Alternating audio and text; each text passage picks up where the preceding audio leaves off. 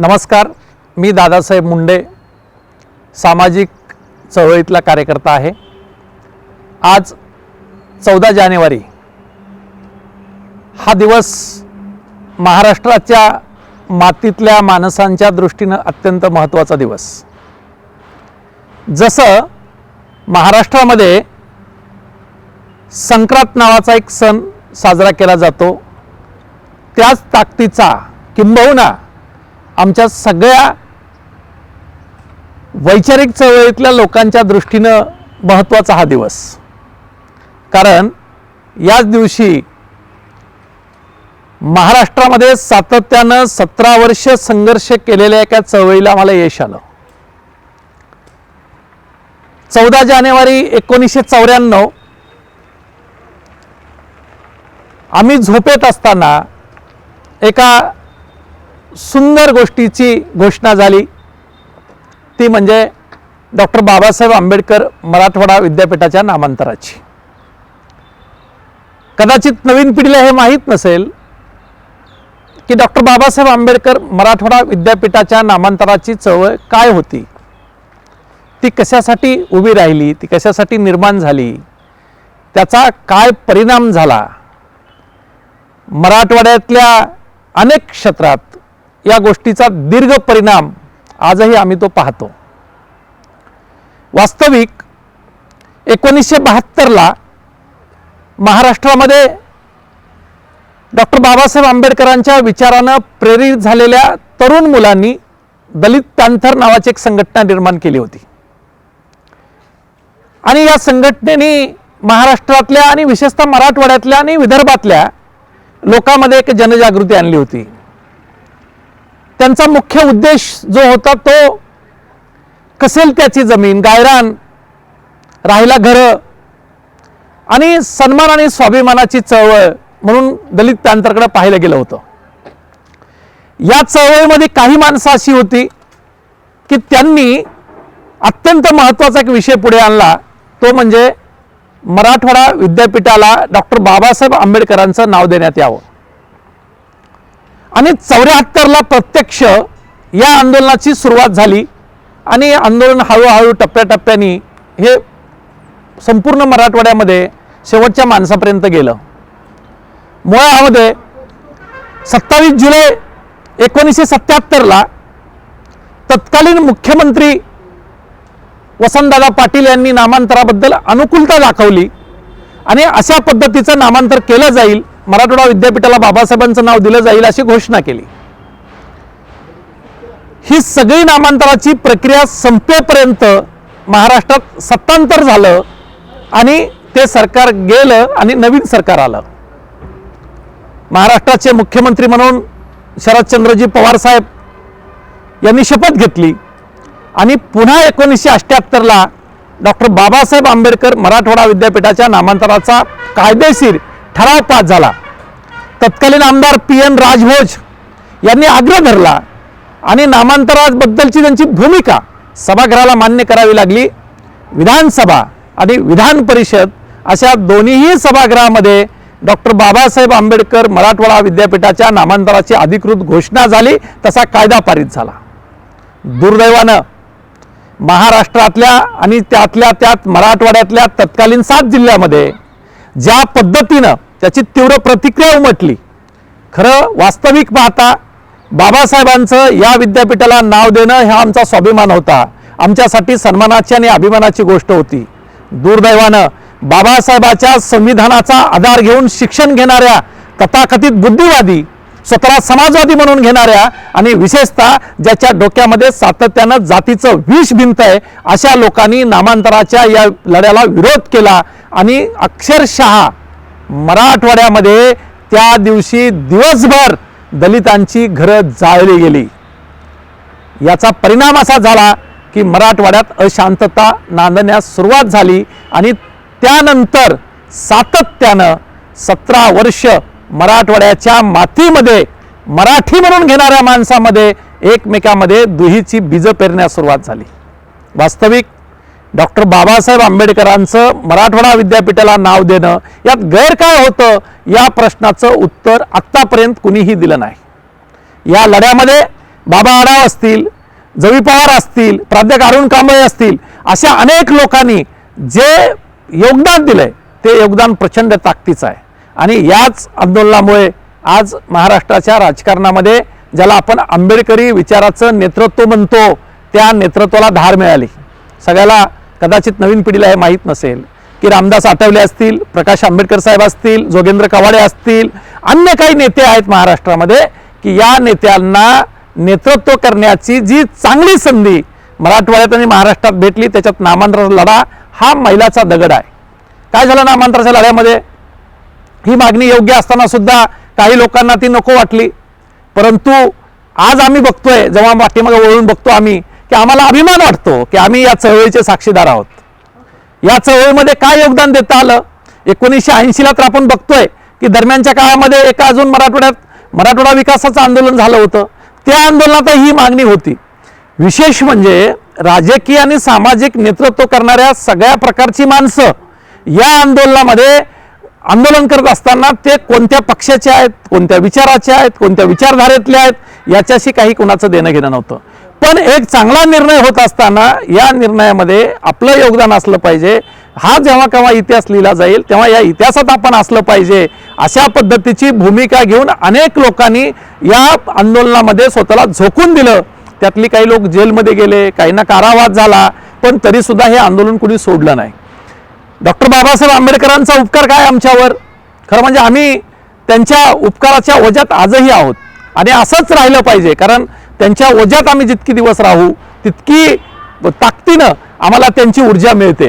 कारण बाबासाहेब आंबेडकरांचा हा समतेचा आणि ममतेचा जो लढा या देशामध्ये आणि या समाजामध्ये आहे त्याची आठवण म्हणून खरं म्हणजे बाबासाहेबांचं शिक्षणाच्या क्षेत्रामध्ये प्रचंड मोठं योगदान आहे.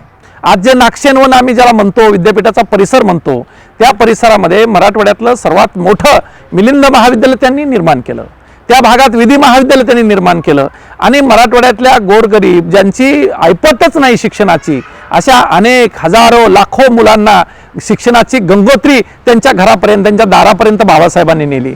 मला असं वाटतं की ज्या क्षेत्रामध्ये ज्या माणसाचं मोठं योगदान आहे त्या नेतृत्वाबद्दल उतराई होण्याचा हा एक चांगला प्रयत्न, ही एक चांगली संधी होती. खरं म्हणजे बाबासाहेबांचं नाव देऊन तर खरं म्हणजे आम्ही गौरवाने मिळू शकलो असतो की आम्ही बाबासाहेबांचं नाव या विद्यापीठाला मिळवून दिलं. परंतु दुर्दैवानं बाबासाहेब आंबेडकर असतील, छत्रपती शाहू महाराज असतील, महात्मा ज्योतिबा फुले असतील, सावित्रीबाई फुले असतील, या सगळ्या महामानवांच्या बद्दल बहुजन समाजात, विशेषतः बहुजन समाजामध्ये इथल्या जातीवादी लोकांनी गैरसमज निर्माण करून दिले. म्हणजे आता अनेक वर्ष आम्ही जेव्हा चळवळीत आलो विद्यार्थी म्हणून तोपर्यंत अनेक माळी समाजाच्या मुलांना माहीत नव्हतं की महात्मा फुले माळी आहेत. छत्रपती शाहू महाराज तर अजून सुद्धा मला शंका आहे की मराठा समाजाच्या किती लोकांना माहिती की छत्रपती शाहू महाराज आमचा राजा होता. दुर्दैवानं शाहू फुले आंबेडकरांच्या विचारधारेला एका विशिष्ट लोकांसाठी ती विचारधारा आहे अशा पद्धतीचा गैरसमज करण्यामध्ये मराठवाड्यातली काही माणसं यशस्वी झाली आणि त्याचा परिणाम म्हणून खरं म्हणजे गौतम वाघमारे असतील किंवा तो ढोणे नावाचा पश्चिम महाराष्ट्रातला कार्यकर्ता असेल, या दोन कार्यकर्त्यांनी या नामांतराच्या चळवळीमध्ये स्वतःचा जीव दिलाय. म्हणजे नामांतर आम्हाला सहजासहजी भेटलं नाहीये. लक्षात ठेवा, नामांतरासाठी आमच्या 2 पिढ्या खपल्यात. या 2 पिढ्या खपत असताना त्यांचं शैक्षणिक नुकसान झालं, त्यांचं आर्थिक नुकसान झालं, त्यांचं सामाजिक नुकसान झालं आणि तेव्हा कुठेतरी आम्हाला नामांतर भेटलं. आणि ते नामांतर कसं भेटलं तर तो नामविस्तार भेटला. आम्ही समजू शकतो मराठवाड्याच्या अस्मितेचा विषय असताना, मराठवाड्यामध्ये एक विद्यापीठ असताना दुसरं विद्यापीठ निर्माण केलं गेलं. म्हणजे काही लोकांच्या भावना जोपासण्यासाठी एक 7 जिल्ह्याचं मराठवाडा विद्यापीठ तुम्ही 4 जिल्ह्यावर आणलं. काय उद्देश होता तुमचा? आम्हाला हे सांगितलं गेलं नाही आणि तुम्ही सामोपचाराने मार्ग काढत आहात. गोविंदभाई सराफ सारख्या माणसाला पुढे करून तुम्ही ह्याची तडजोड केली आणि सांगितलं की आता आपण 2 मार्ग करू. काय करू? तर दुसरं SRT विद्यापीठ करू. स्वामी रामानंद तीर्थाबद्दल आम्हाला आदर आहे, आम्हाला अभिमान आहे की मराठवाडा मुक्तीच्या संदर्भातल्या आंदोलनात त्यांचं योगदान होतं.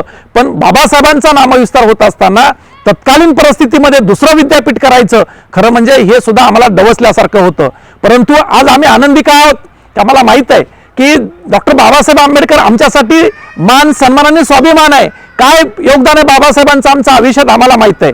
आम्हाला जे माणूस पण भेटलं आज या जगामध्ये, आम्ही जे माणूस म्हणून जगायला शिकलो, आमच्यामध्ये जी शैक्षणिक क्रांती आली, आमच्यामध्ये जी राजकीय जाणीव आली, आमच्यात जी सामाजिक समता आली, या सगळ्याच्या मुळाशी बाबासाहेब आंबेडकर आहेत. आणि आज अनेक लोकांची इच्छा नसेल. मी विनोदाने एकदा असं म्हणालो की ज्या लोकांनी बाबासाहेबांच्या नावाला विरोध केला त्याची तिसरी पिढी आत्ता त्यांच्या पदवीच्या डिग्रीवर डॉक्टर बाबासाहेब आंबेडकर मराठवाडा विद्यापीठाचा मी विद्यार्थी आहे असं सन्मानाने सांगतो. हा नियतीनं घेतलेला सूड आहे. लक्षात ठेवा की तुमच्या एका पिढीनं केलेलं जे पाप होतं, मला वाटतं की ते पाप नातवाने आता धुवून काढल्यासारखं आहे की त्यांनी सुद्धा स्वाभिमानाने सांगितले, हो मी डॉक्टर बाबासाहेब आंबेडकर मराठवाडा विद्यापीठाचा विद्यार्थी आहे. मला आठवतं की मी तेव्हा विद्यार्थी होतो. ज्या दिवशी नामांतर झालं त्या दिवशी संक्रांत होती योगाने आणि मोठा गोंधळ झाला मराठवाड्यामध्ये. जे व्हायला नको होतं ते घडलं आणि हा दिवस काहीतरी वेगळा दिवस आहे असं सिद्ध करण्याचा सुद्धा प्रयत्न झाला. पण मला अभिमान वाटतो की मी ज्या विद्यापीठाचा विद्यार्थी होतो त्या विद्यापीठाचे कुलगुरू, त्यांचं खरं म्हणजे आज नामोल्लेख केला पाहिजे, विठ्ठलराव घुगे हे त्यावेळेस त्या विद्यापीठाचे कुलगुरू होते. ते रात्री 12 वाजता स्वतः त्या कमानीवर येऊन बसले आणि स्वतः बसून त्यांनी रात्री ते नाव टाकून घेतलं आणि सकाळी जेव्हा लोक उठले झोपीतून तेव्हा सगळ्याला कळलं की विद्यापीठाचा नामविस्तार झालाय, डॉक्टर बाबासाहेब आंबेडकर मराठवाडा विद्यापीठ औरंगाबाद असं त्याचं नाव झालंय.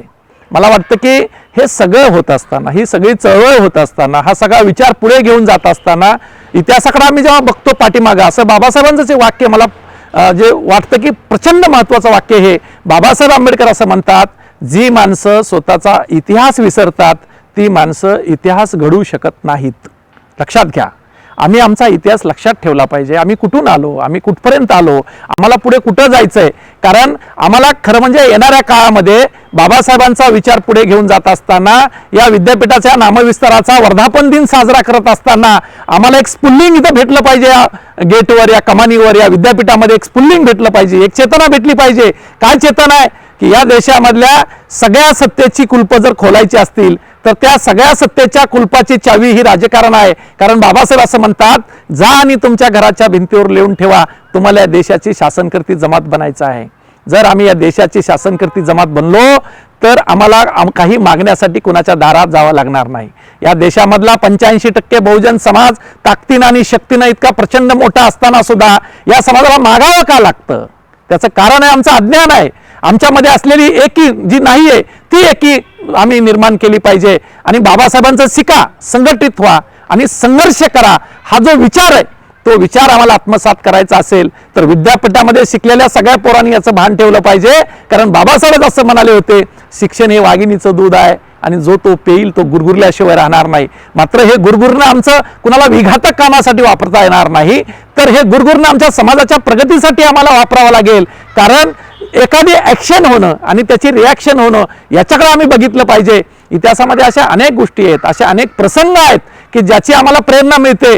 मी जेव्हा विचार करत होतो वर्धापन दिनाच्या संदर्भाने की आज काय काय देशामध्ये घडत आहे, छत्रपती शाहू महाराजांच्या बाबतीत सुद्धा असंच घडलेलं आहे की जेव्हा छत्रपती शाहू महाराज उत्तर प्रदेशमध्ये गेले, कानपूरला गेले, त्या कानपूरच्या कार्यक्रमामध्ये काही लोकांनी गोंधळ केला. पुढे छत्रपती शाहू महाराज, महात्मा फुले आणि बाबासाहेबाला मानणाऱ्या विचाराचं सरकार उत्तर प्रदेशमध्ये जेव्हा आलं तेव्हा तत्कालीन सरकारने कानपूर विद्यापीठाला सुद्धा छत्रपती शाहू महाराजांचं नाव दिलं. लक्षात घ्या, कधीतरी झालेली ऍक्शन त्याची ही रिॲक्शन होती. आज ज्या कानपूर विद्यापीठामध्ये छत्रपती शाहू महाराजांचा अवमान झाला होता त्या विद्यापीठाला शाहू महाराजांचं नाव आहे. त्या विद्यापीठातून बाहेर पडणाऱ्या प्रत्येक पोराला स्वतःच्या पदवीवर मी छत्रपती शाहू महाराज विद्यापीठाचा विद्यार्थी असं लिहावं लागतं. आपल्या सगळ्याला माहित असेल की ज्या पुणेला आपण म्हणतो की पुणे तिथे काय उणे, या पुण्याने आपल्याला काय काय दिलं. खरं म्हणजे पुण्याने आम्हाला संघर्ष दिला, पुण्याने आम्हाला इतिहास दिला, पुण्याने आम्हाला अनेक आठवणी दिल्या. काल परवाचा भीमा कोरेगावचा विषय आपण बघितला असेल. भीमा कोरेगावच्या घटनेनंतर 13-14 दिवसांनीच खरं म्हणजे वर्धापन दिनाचा कार्यक्रम आमच्याकडे असतो. 1 जानेवारीला महाराष्ट्रामध्ये जो उत्साह असतो, मला वाटतं त्या उत्साहाचा हा 15 दिवसाचा समारोप महाराष्ट्रामध्ये आगामी काळात होऊ शकेल. एक आंबेडकरी विचाराचा पंधरवाडा 1 जानेवारी ते 14 जानेवारी असा होऊ शकतो. इतका दैदिप्यमान इतिहास आम्हाला पुणे जिल्ह्याने दिला.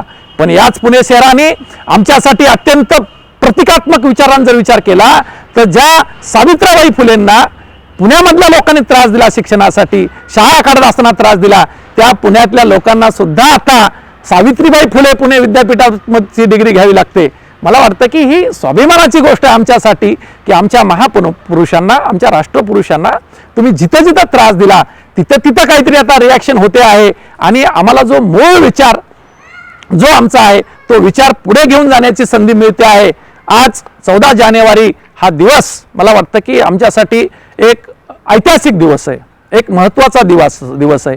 इतिहासामध्ये असा अनेक कालखंडानंतर जेव्हा इतिहास लिहिला जाईल तेव्हा 1994ला नामांतर जेव्हा झालं आणि या प्रवेशद्वारावर आल्या आल्या आमची छाती भरून यावी असं नाव जेव्हा आम्ही बघितलं, भारतरत्न डॉक्टर बाबासाहेब आंबेडकर मराठवाडा विद्यापीठ औरंगाबाद, मला वाटतं की हा लढा सामान्य माणूस, कारण या नामांतराच्या लढ्यामध्ये कोणत्या नेत्यांनी कोणत्या पुढाऱ्यांनी फार काय त्याग केलाय आणि त्याच्यामुळे नामांतर भेटलंय असं काही समजायचं कारण नाही. ज्याला राहायला घर नाही, ज्याला 2 वेळेच्या जेवणाची तारांबळ आहे, त्याला जगायला भेटेल का नाही ही शंका आहे, अशा सुद्धा माणसांनी योगदान दिलं. गाव पातळीवरचा गावातला जो शेवटचा माणूस आहे, जो आपल्या वस्तीमध्ये राहणारा शेवटचा माणूस आहे, त्या माणसाची सुद्धा भावना, त्याग आणि समर्पणाची भावना नामविस्तारामध्ये होते. हजारो लोक जेलमध्ये गेले.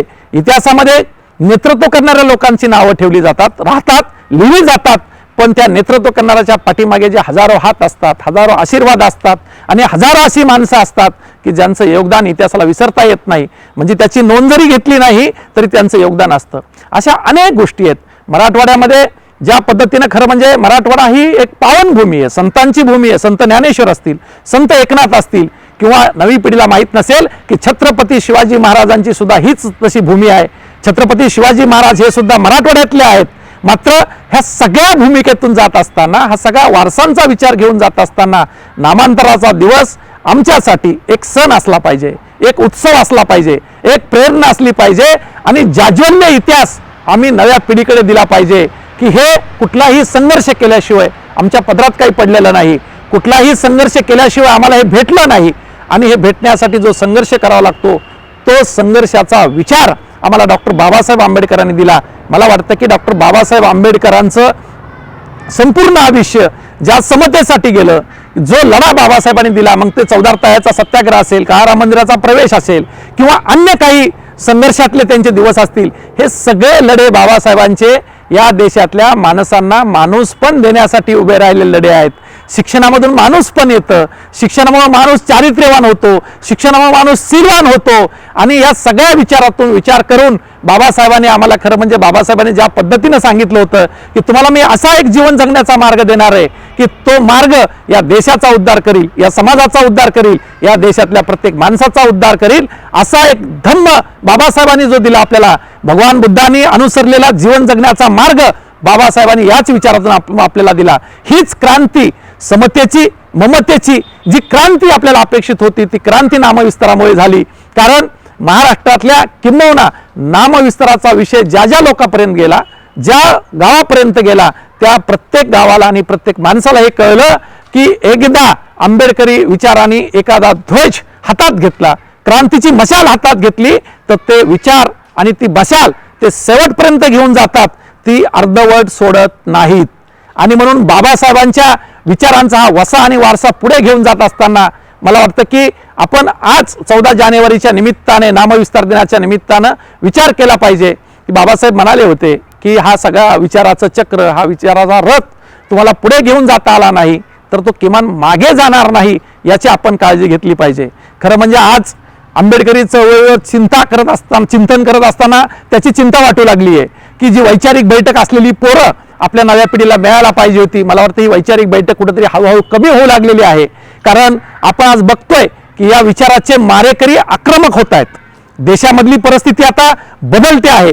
या बदलत्या परिस्थितीला जर आपल्याला सामोरे जायचं असेल आणि पुन्हा हा जो आपल्या विचारावर घाला घालण्याचा प्रयत्न आहे, आपल्या शिक्षण व्यवस्थेमध्ये ज्या पद्धतीचं दैवीकरण करण्याचा प्रयत्न केला जातोय, लक्षात ठेवा की पुस्तकामध्ये खरं म्हणजे आम्हाला शाहू फुले आंबेडकर शिकवले जायला पाहिजे, आम्हाला वास्तववादी शिक्षण द्यायला पाहिजे, अध्यात्माचं शिक्षण देत असताना आम्हाला ज्ञानाचं शिक्षण दिलं पाहिजे, विज्ञानाचं शिक्षण दिलं पाहिजे. दुर्दैवानं या देशामध्ये चमत्काराचं शिक्षण दिलं जातं, महाराजांचं शिक्षण दिलं जातं आणि अशी व्यवस्था आम्हाला सांगितली जाते ज्या व्यवस्थेवर आम्ही बुद्धिवादी माणूस म्हणून विश्वास ठेवू शकत नाही. मला वाटतं की या विद्यापीठामध्ये, बाबासाहेब आंबेडकरांच्या नावानं चालणाऱ्या या विद्यापीठामध्ये सुद्धा हे जे शैक्षणिक आमच्यावर अतिक्रमण आहे त्याबद्दल सुद्धा आमच्या विद्यार्थी संघटना असतील, आमच्या प्राध्यापकांच्या संघटना असतील, आमच्या समाजातले बुद्धिजीवी लोक असतील, या सगळ्या लोकांनी एकत्रित आलं पाहिजे आणि एवढ्या मोठ्या माणसाच्या नावानं चालणाऱ्या या विद्यापीठात सुद्धा शिक्षण तितक्याच ताकदीचं आणि तितकंच वास्तववादी आम्हाला भेटलं पाहिजे, या पद्धतीचा विचार मांडला पाहिजे. कारण वामनदादा कर्डक असं म्हणतात, भीमा तुझ्या मताचे जर का 5 लोक असते, तलवारीचे तयाच्या न्यारेचं टोक असते. ही 5 माणसं वेगळ्या तलवारीच्या टोकाची आम्हाला करावी लागतील, त्यांच्या हातात आम्हाला लेखणीची ताकद काय हे सांगावं लागेल. मला वाटतं की हे सांगण्याची वेळ 14 जानेवारी हा अत्यंत चांगला दिवस या निमित्तानं आहे. या दिवसाच्या निमित्तानं आपण हे सगळं केलं पाहिजे. 14 जानेवारी नामविस्ताराचा वर्धापन दिन औरंगाबादमध्ये साजरा होत असताना आज हजारो भगिनी, हजारो बंधू बाबासाहेबांचा विचार घेऊन जाणारा खांद्यावरचा निळा ध्वज आज विद्यापीठाच्या परिसरात फुलून जातो. विद्यापीठाचा परिसराला एखाद्या उधाण आलेल्या सागरासारखा निळा सागर आपण बघतो. हा निळा सागर आपल्या त्यागातून निर्माण झालाय. हा दिसणारा जो 14 जानेवारीचा निळा सागर विद्यापीठाच्या परिसरामध्ये दिसतो, तो सगळा निळा परिसर हा आमच्या त्यागातून, बलिदानातून आणि आत्मसमर्पणामधून आलाय. ही कुणाची आमच्यावर केलेली उपकार नाहीये. लक्षात असू द्या, बाबासाहेबांनी आम्हाला जो विचार दिलाय तो विचार आम्ही कधीही खाली पडू देणार नाहीत. त्यांनी दिलेला ध्वज आम्ही खाली पडू देणार नाहीत. म्हणून बाबासाहेबांच्या विचाराची ही क्रांती वर्धापन दिनाच्या निमित्तानं पुढे घेऊन जाताना अधिक तीव्र केली जाईल आणि बाबासाहेबांचा विचार शेवटपर्यंत, शेवटच्या माणसापर्यंत घेऊन जाण्यासाठी एक कार्यकर्ता म्हणून माझ्या स्मरणात कायम ठेवण्यासाठी मी 14 जानेवारी हा दिवस माझ्यासाठी एक ऐतिहासिक दिवस आहे. नामांतर विस्तार दिवस हा केवळ वर्धापन दिवस नाही, तर ते मला स्फुल्लिंग देणारा, ऊर्जा देणारा दिवस आहे. माझ्या येणाऱ्या अनेक पिढ्यामध्ये बाबासाहेब आंबेडकर ही आमची चेतना होती, हा आमचा विचार होता, हे आमचं जगणं होतं, हे आमचं मरणं होतं, हे आमचा स्वाभिमान होता, हा आमचा अभिमान होता. इतक्या ताकदीनं आम्ही आमच्या नव्या पिढीला हा विचार दिला पाहिजे. आणि म्हणून खरं म्हणजे हा उत्सव, काही लोकांना वाटेल की आता इतकी वर्ष झालेत, नामविस्तार झालाय, त्याचं हे सगळं करण्याचं काय कारण आहे. मला वाटतं की भारतीय माणसं आणि माणसाची एकूण प्रकृती ही उत्सवप्रिय असते आणि या उत्सवामुळेच खरं म्हणजे आमचे महापुरुष जिवंत राहू शकतात, आमच्या आठवणी जिवंत राहू शकतात. मला तुम्हाला जाणीवपूर्वक माझ्या सगळ्या भीमसैनिकांना, आंबेडकरी विचारवाद्यांना हे सांगायचंय की या देशामध्ये तुमचे चांगले दिवस संपवण्याचा प्रयत्न चालू आहे. 6 डिसेंबर कुठून आलं की 6 डिसेंबरला बाबरी कशी पडली याचा विचार झाला पाहिजे. 26/11ला संविधान दिनाच्या या दिवशीच 26/11 कसं होतं याचा विचार केला पाहिजे. बाबासाहेबांच्या शाळेच्या पहिल्या दिवशीच कुठल्या तरी मोठ्या माणसाचा मृत्यूचा दिवस कसा असू शकतो. म्हणजे तुमचे चांगले गौरवशाली दिवस खराब करण्याचा प्रयत्न काही लोकांकडून होतोय. जाणीवपूर्वक आपल्या स्वाभिमानाच्या दिवसादिवशी काहीतरी वाईट घटना घडवण्याचा कार्यक्रम या देशात सुरू आहे आणि म्हणून आम्ही लक्ष ठेवलं पाहिजे अशा लोकांवर, अशा षडयंत्र रचणाऱ्या लोकांवर लक्ष ठेवलं पाहिजे आणि त्यांना सांगितलं पाहिजे की तुमची गाठ आमच्याशी आहे. कारण आम्हाला सुद्धा एक इतिहास आहे की आमची 500 माणसं तुमच्या 28,000 माणसांना 10 दिशा पायाला लावू शकतात. आणि म्हणून आंबेडकरांचा हा विचार, शाहू फुले आंबेडकरांचा हा विचार पुढे घेऊन जाण्याची जबाबदारी 14 जानेवारीच्या या वर्धापन दिनी आम्ही अधिक चांगल्या पद्धतीने विचार केला पाहिजे. एवढंच या निमित्तानं सांगतो आणि थांबतो. जय भीम, जय भारत.